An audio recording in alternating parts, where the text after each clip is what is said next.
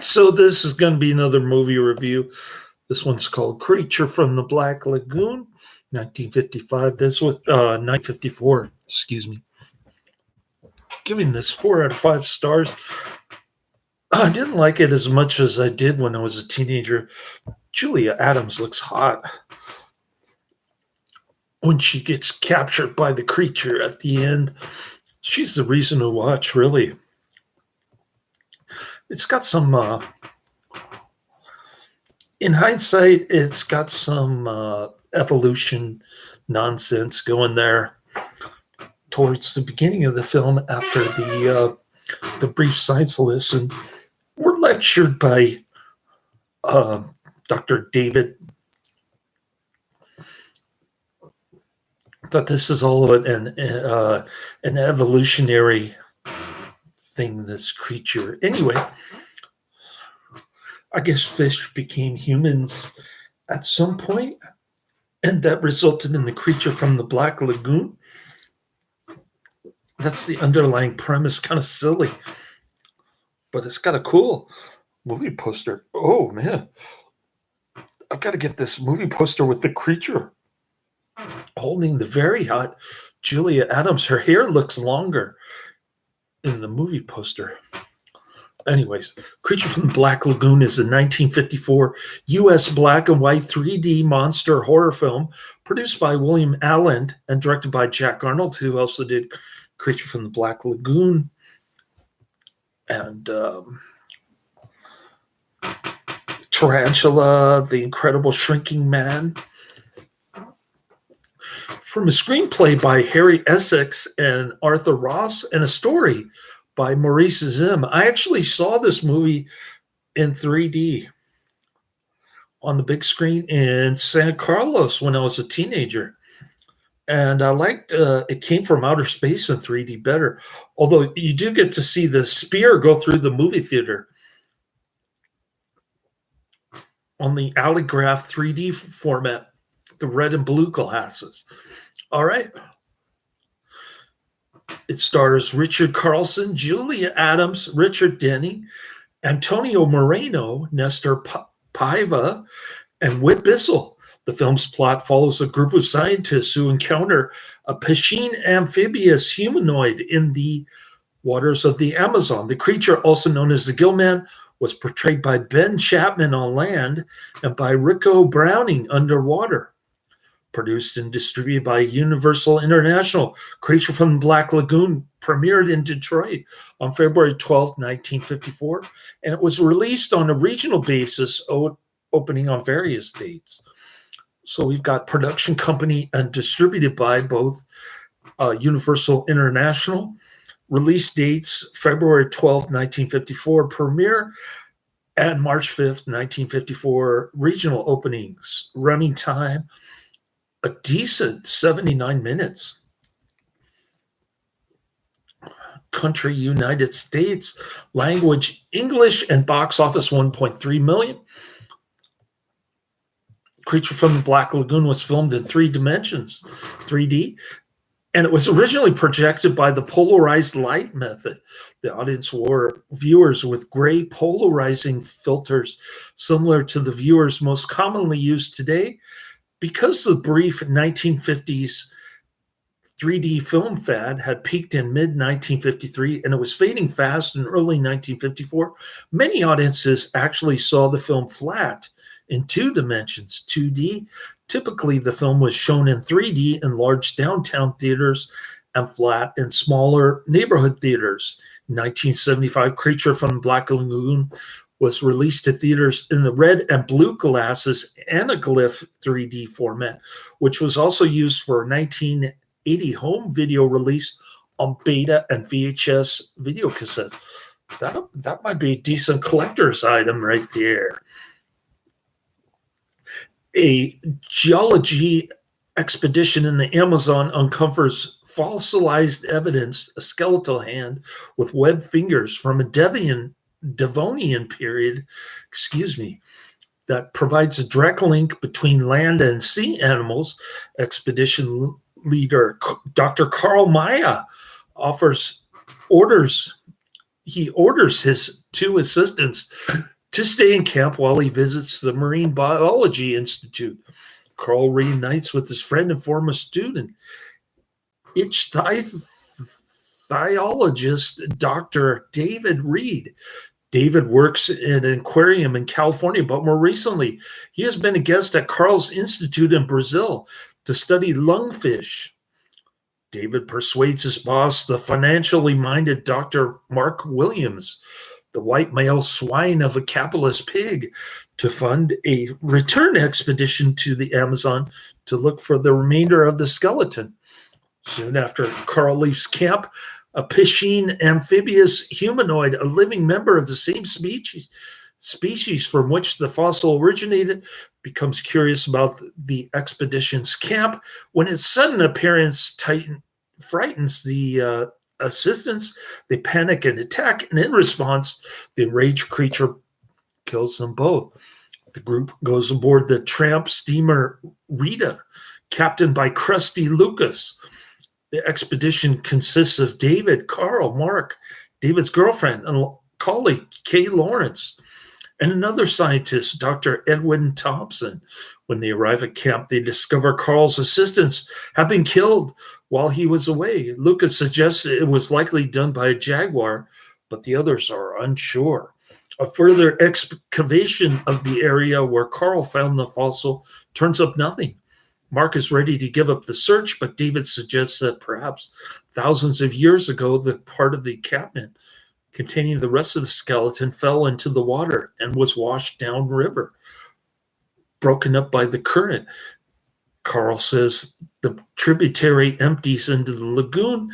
Lucas calls it the Black Lagoon, a paradise from which no one has ever returned.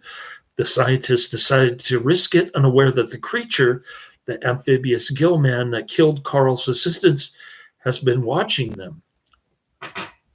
Taking notice of the beautiful Kay, the creature follows the Rita all the way downriver to the Black Lagoon. Once the expedition arrives, David and Mark go diving to collect rock samples from the lagoon floor. After they return, Kay goes swimming, and she is stalked underwater by the creature, who then gets briefly caught in one of the ship's drag lines.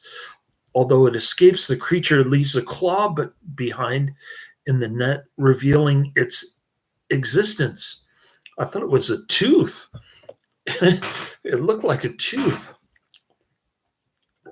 There's an autographed Julia Adams still featuring the creature menacing Kay on LinkedIn. That looks like a cool collector's item. After subsequent encounters with the creature claim the lives of Lucas's crew members, it attacks Kay and attempts to abduct her, but is captured and is locked in a cage aboard the Rita. During the night, it escapes and it attacks Edwin, who is guarding it. Edwin smashes the creature with a lantern, driving it off, but he is severely injured. Following this incident, David decides that they return to civilization. Mark, who is obsessed with capturing or killing the creature, objects. As the reader tries to leave, they find the creature has blocked the lagoon's entrance with fallen logs. While the others attempt to remove the logs, Mark is mauled to death while trying to capture the creature single-handed underwater. The creature then climbs aboard the Rita, and it approaches Kay from behind. She screams as the creature grabs her, taking her away to its cavern lair.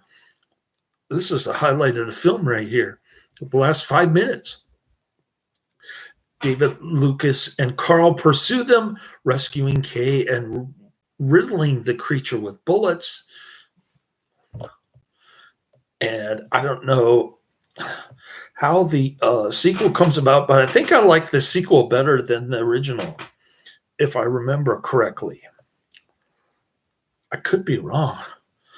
I thought I liked this movie a lot more when I was a kid, but I probably didn't understand all the evolutionary nonsense that they promoted in the beginning. Producer William Allen was attending a 1941 dinner party during the filming of Citizen Kane, in which he played the reporter Thompson, when Mexican cinematographer Gabriel Figueroa told him about the myth of a race of half fish, half creatures in the Amazon River. Oh, it's supposed to be like Dagon. Allen wrote story notes titled The Sea Monster 10 years later, using Beauty and the Beast as inspiration.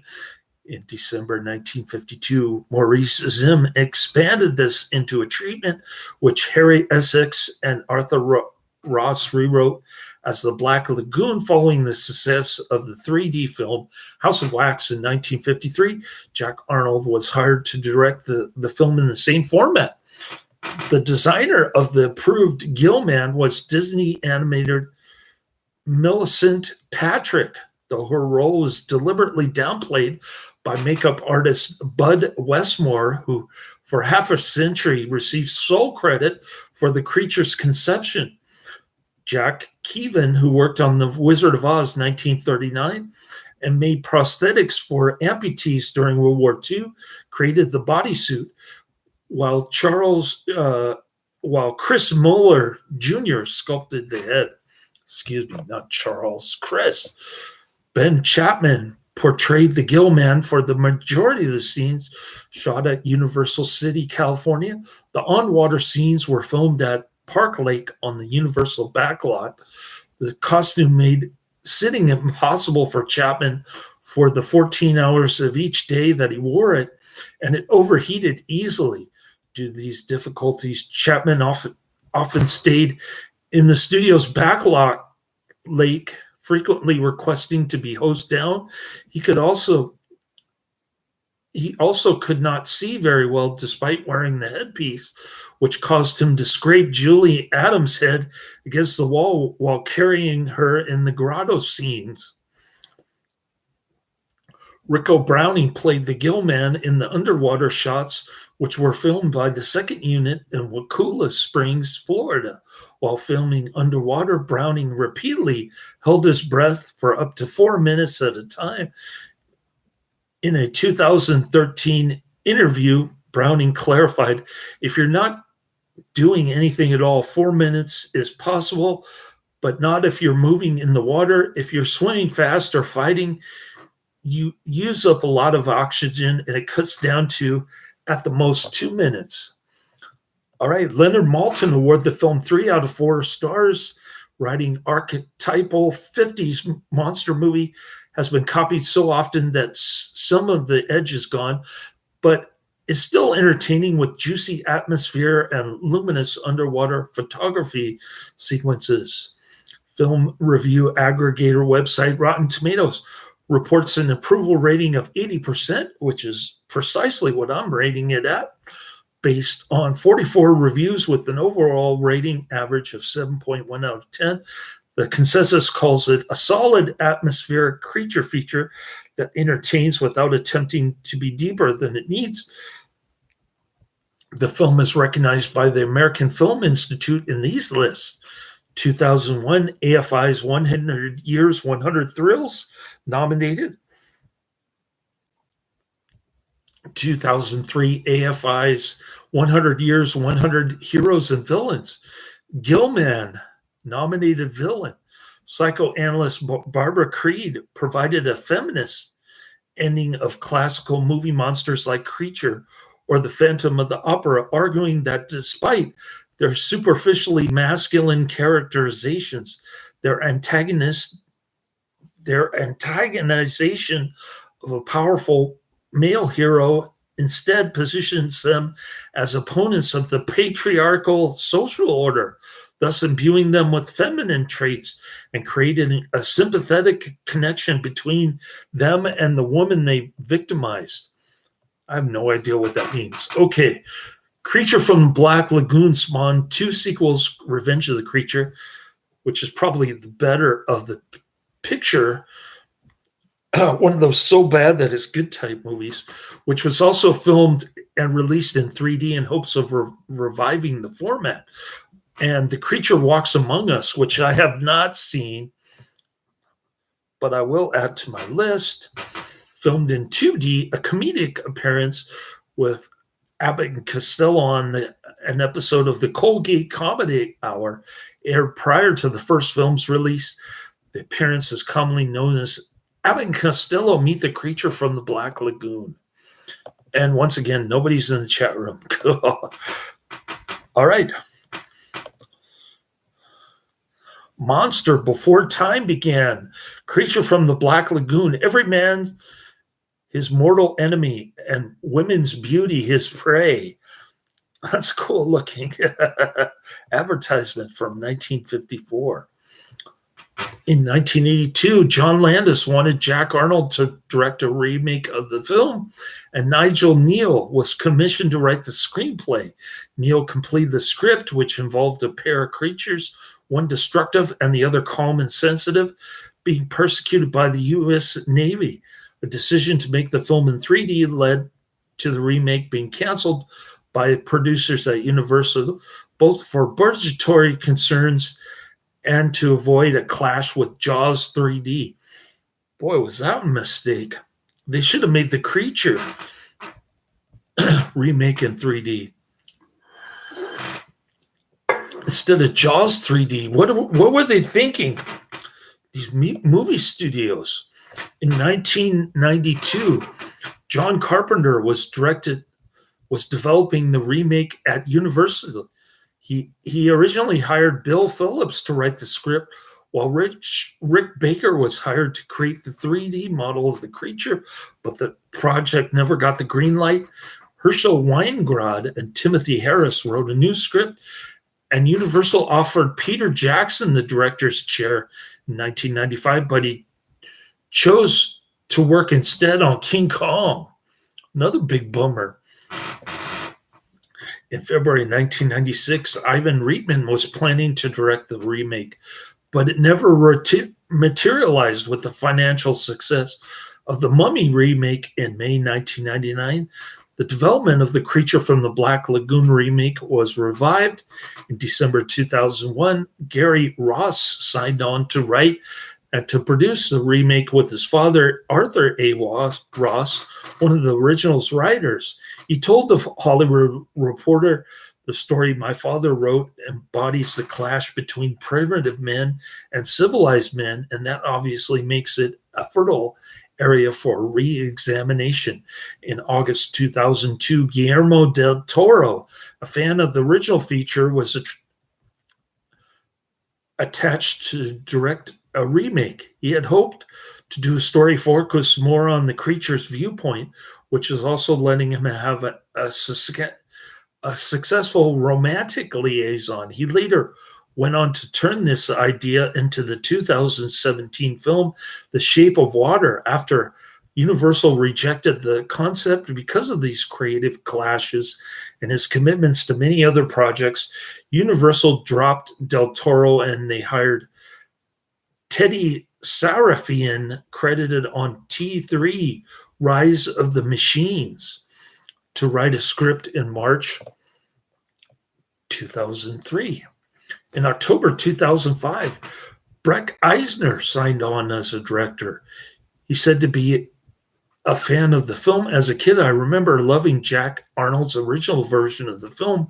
What I really want to do is update an iconic image from the 50s and bring in more of the sci-fi sensibility of Alien or John Carpenter's The Thing from 1982.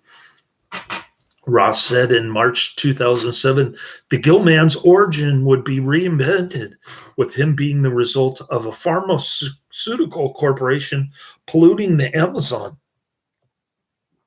That doesn't sound like a good remake. However, the production was delayed by the 2007 to 2008 Writers Guild of America strike. As a result, Eisner instead made The Crazies. 2010, the number one project on his priority list. His new goal was to finish The Crazies and then begin filming Creature from the Black Lagoon in Manaus, Brazil, on the Amazon River in Peru.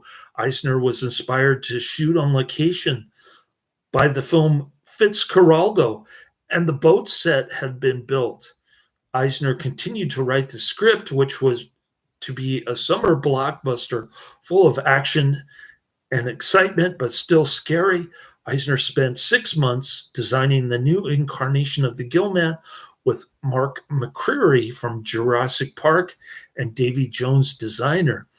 The director said the new design was very faithful to the original, but updated that Gillman would still remain sympathetic. In 2009, it was reported that Carl Eric Rinch might direct a remake that would be produced by Mark Abraham, Eric Newman, and Gary Ross. However, a project featuring the ensemble had been abandoned by 2011. In March 2012, Universal announced that a remake was in production, and it would simply be titled The Black Lagoon rather than Creature from the Black Lagoon, to distinguish between the two versions. In October, the studio hired Dave Kajanich to write the film. The film was expected to hit theaters by May 2014, but it was ultimately canceled. In 2020, Universal was considering Scarlett Johansson and Chris Evans for a remake. Universal Pictures, beginning as early as 2014, began developing a shared universe of rebooted modern-day versions of their classic Universal monsters, with the studio having various films in different stages of development. The series began with The Mummy 2017 and it was intended to be followed by the remake of Bride of Frankenstein in 2019, prior to the critical and commercial failure of The Mummy. The Creature from the Black Lagoon was a remake also intended to be developed within the reboot, with the story written by Jeff Pinkner and a script written by Will Beal. In June, Kurtzman revealed that the Gillman in this film would be from the Amazon, but on November 8th, Alex Kurtzman and Chris Morgan moved on to other projects, leaving the future of the Dark Universe even further in doubt. In January 2019, the Dark Universe film series was officially scrapped. In August 2024, it was announced that James Wan was in talks to direct a remake of Creature from the Black Lagoons. Sean Treda was reported to be set to write the screenplay based on a treatment by Wan, Raphael Jordan, and Brian Coyne. The 2017 film The Shape of the Water was partly inspired by Guillermo del Toro's childhood memories of Creature from the Black Lagoon. He wished to see the Gillman and the film's co-star succeed in their romance. Okay. Still nobody in the chat room. Shall I go down my movies list? I woke up late and I took a lot of nappy poos, and I got a lot of recommendations from my church friend that I added to the bottom of my list. So number 1 is Alien Resurrection, 1997. Number 2 is Desperate Journey, 1942. And number 3 is Witchfinder General, also known as Conqueror Worm, from 1968.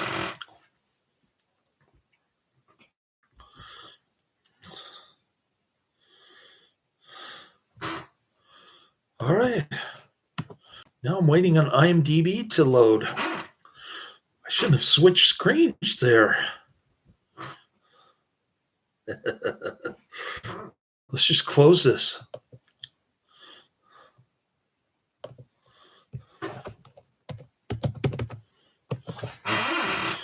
Here we go.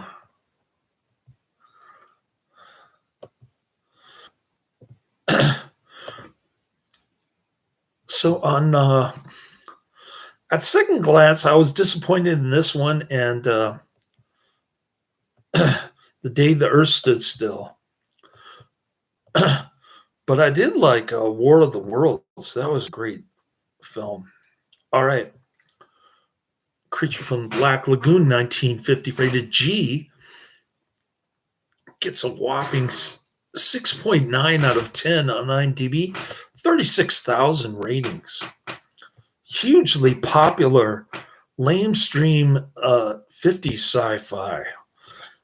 Strange prehistoric beast lurks in the depths of the Amazonian jungle. A group of scientists tried to capture the animal, and they want to bring it back to civilization for study.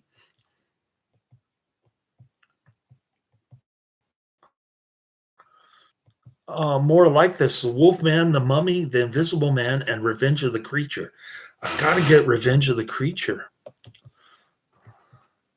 Forrest J. Ackerman, a horror and science fiction writer for Famous Monsters of Filmland magazine, bought the mask and claws of Creature's costume from a young man who had once used them as a Halloween costume.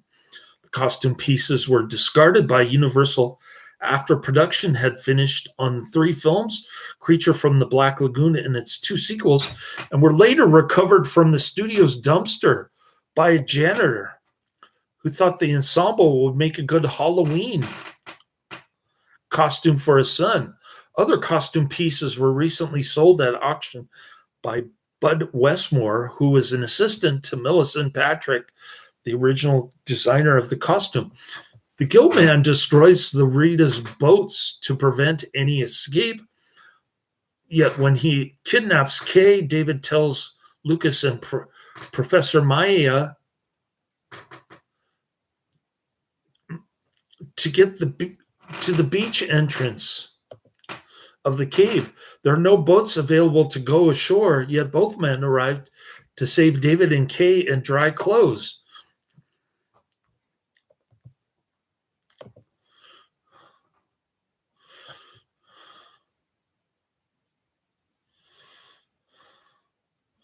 So how did they get there? They just magically appeared?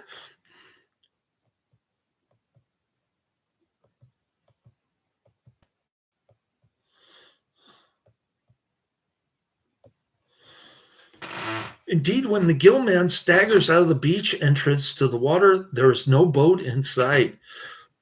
All right, quotes from Lucas. I can tell you something about this place. The boys around here call it the Black Lagoon, a paradise. Only they say nobody has ever come back to prove it. They should have listened to Lucas. All right, a colorized version of this movie also exists, featured in Son of Svengoolie, Creature from the Black Lagoon, 1980. I was there.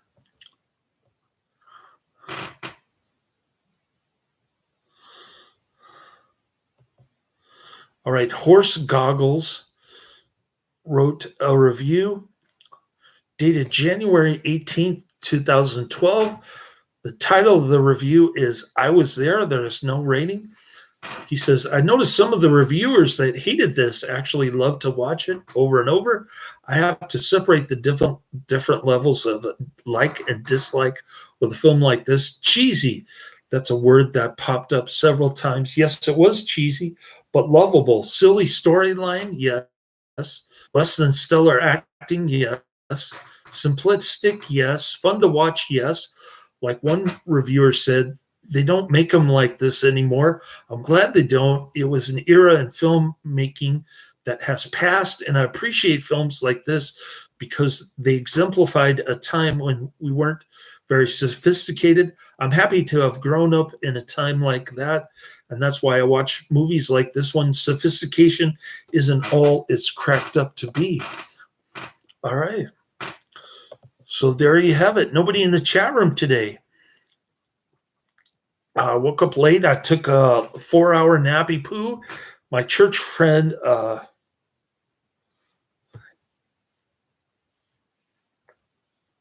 Terrence Collins, he wanted to talk about repealing the 22nd Amendment and J.D. Vance, but I managed to change the subject, and he recommended a bunch of movies on the bottom of my list, after I added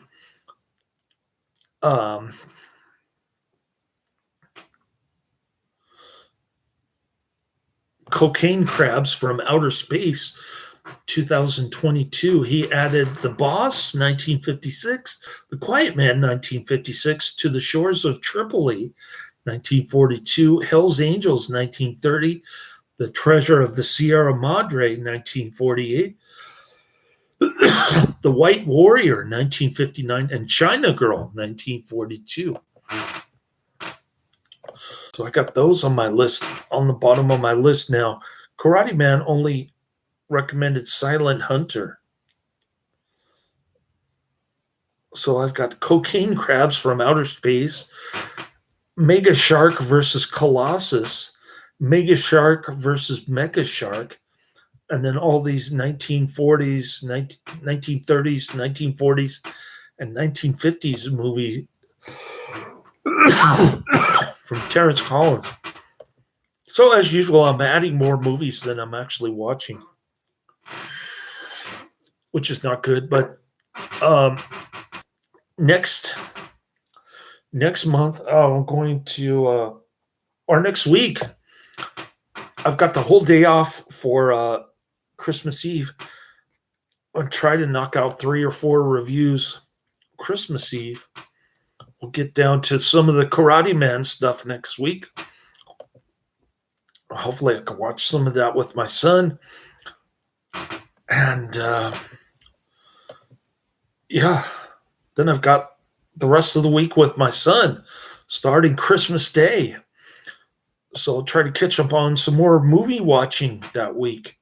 We'll see how it goes. Laters.